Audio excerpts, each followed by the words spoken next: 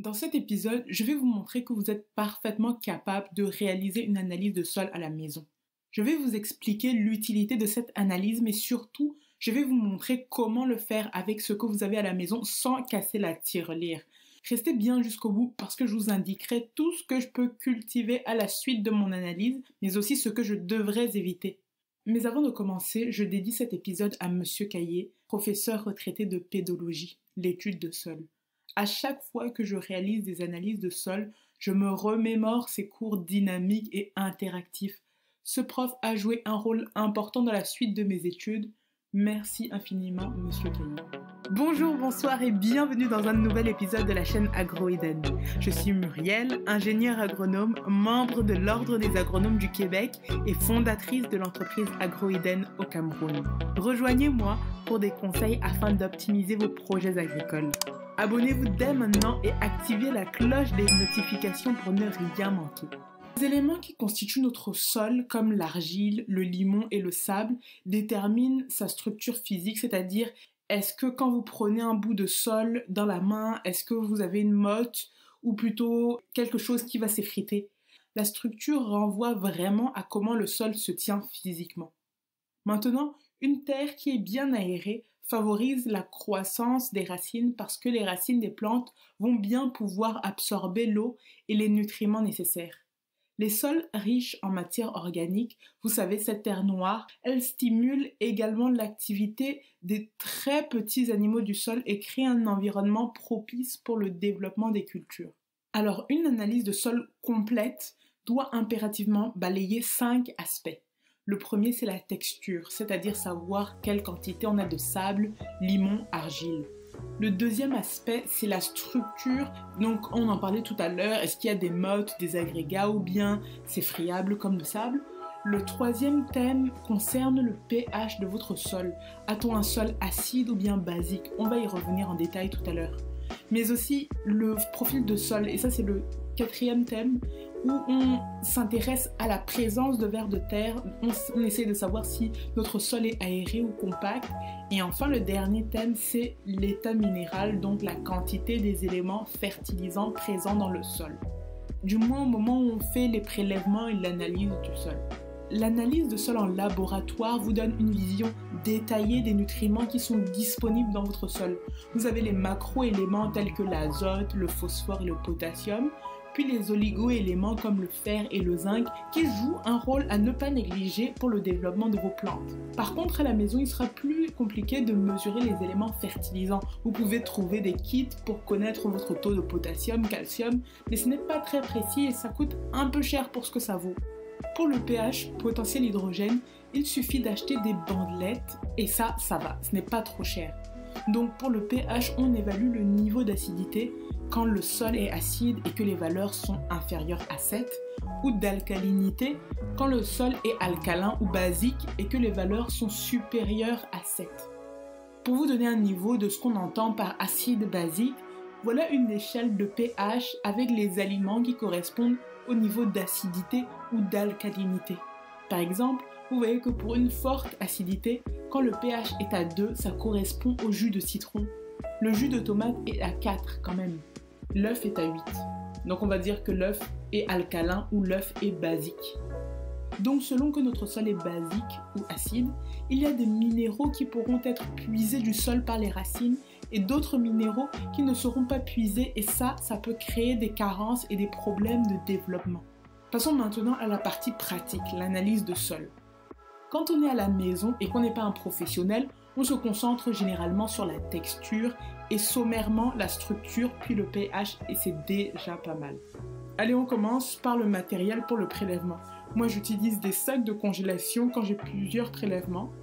Une pelle ou bêche ou mieux encore une tarière si vous en avez une et un seau ou un sac pour transporter vos prélèvements. Prenez un feutre ou un marqueur pour écrire les numéros sur vos sacs de congélation. Maintenant, vous prélevez à quel endroit? Plusieurs méthodes sont proposées.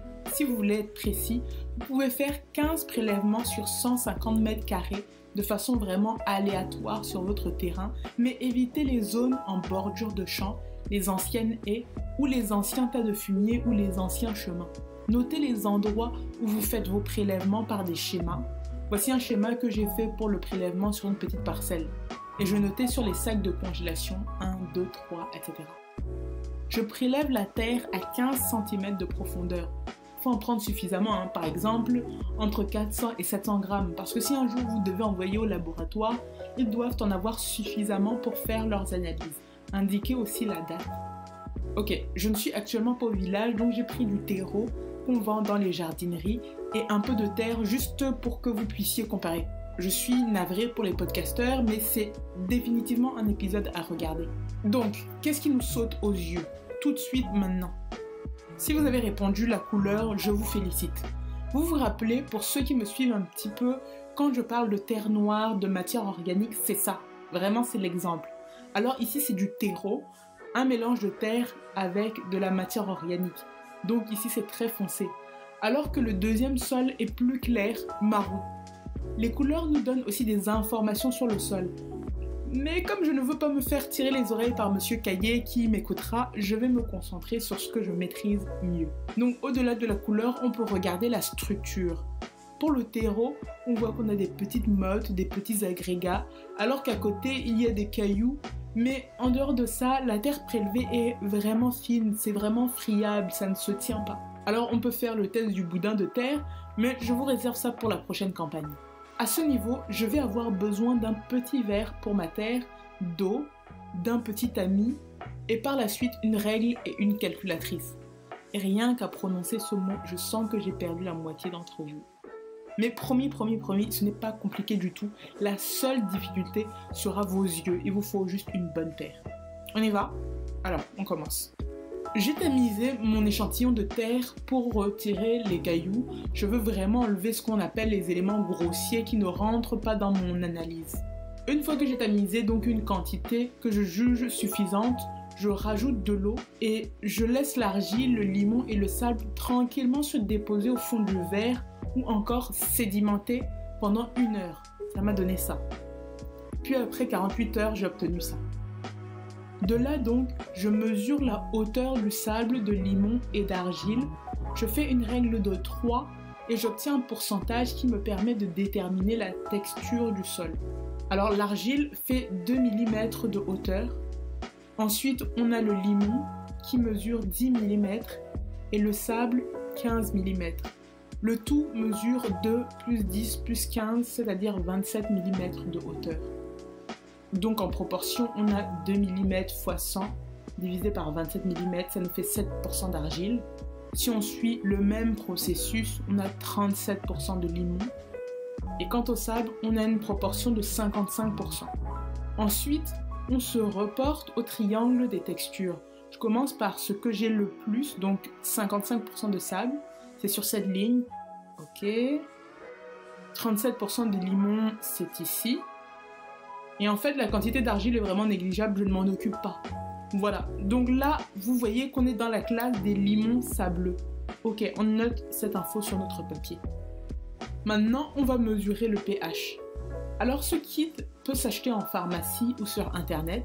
Généralement, il ne coûte pas excessivement cher. Je vous propose de vous le procurer. Donc, pour mesurer mon pH, je prends mes bandelettes que je trempe dans l'eau en suspension. J'ai testé pour le terreau et la terre, juste pour voir où on pouvait se situer. Et instinctivement, j'aurais cru que la terre était plus acide que le terreau. Mais finalement, c'était le contraire. Bon, la différence n'est pas ultra flagrante, mais le terreau avec ma bandelette pH, je l'estime à 5,5 et la terre à 6 environ. Donc pour cette analyse de sol maison, je note que mon sol a une couleur marron, il est plutôt friable comme du sable, il nous glisse entre les doigts. En termes de texture, notre expérience nous montre que l'échantillon que nous avons testé est plutôt limono-sableux et enfin le pH est de 6. Ce qui nous oriente grosso modo sur les types de plantes à cultiver.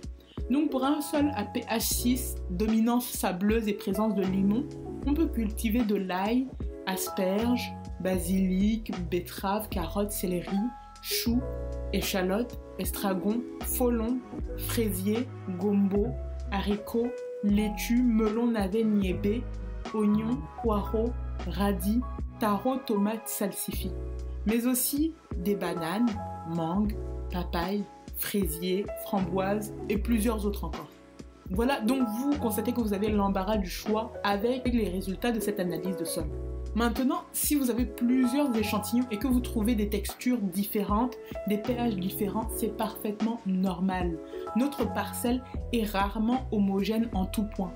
D'où l'intérêt aussi de regrouper vos cultures en fonction du pH et du type de sol. Les résultats ne seront pas drastiquement différents, mais par exemple, si mon sol ou un endroit de ma parcelle est limono-sableux avec un pH de 4, il ne faudra pas que je mette du basilic dont le pH idéal est entre 5 et 7.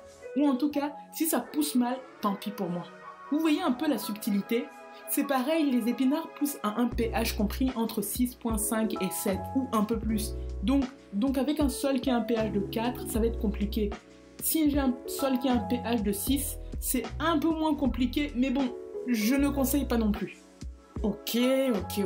Dites-moi en commentaire si vous comprenez tout mon blabla, si je dois revenir sur un aspect. Parce qu'en fait, ce que je veux dire ici, c'est qu'il n'y a pas de valeur de pH idéal. En fait, tout va dépendre de ce que vous cultivez. Des cultures s'épanouiront bien à un pH proche de 5, alors que d'autres, ce sera un pH proche de 6.5. Donc voilà, ne soyez pas rigide. L'objectif de l'analyse de sol, c'est vraiment d'avoir une idée globale de la composition de son champ et de vous ajuster bien évidemment en fonction. En conclusion, pour une activité commerciale, je vous recommande d'aller au-delà de l'analyse à la maison. Mettez toutes les chances de votre côté en optant pour une analyse de sol en laboratoire. Cela vous permettra de maximiser la santé de vos plantes, de prendre des décisions éclairées pour la fertilisation de votre sol et d'assurer une productivité optimale de votre champ. Vous l'aurez compris, l'analyse à la maison est une approche rapide et économique, ça on va pas le retirer, mais elle ne fournit pas les détails complets sur la teneur en minéraux ni le profil de sol. Faites donc le bon choix, celui qui correspond le mieux à vos besoins et à vos objectifs agricoles. Bon, est-ce que vous allez tester? Est-ce que vous avez déjà testé? La campagne prochaine, c'est promis, on fait le test du boudin, ainsi que le vinaigre et le bicarbonate de soude. Si vous voulez en savoir plus, restez donc connectés à Agro-Eden, la chaîne YouTube. C'est la fin de cet épisode. Pour ceux qui veulent un condensé et même pour les podcasteurs de Spotify, rejoignez-moi sur Instagram où je décompose l'analyse de sol en photos et vidéos, ainsi que sur Facebook et probablement TikTok avec le nom Agro-Eden à chaque fois. Merci pour votre écoute. Prenez soin de vous.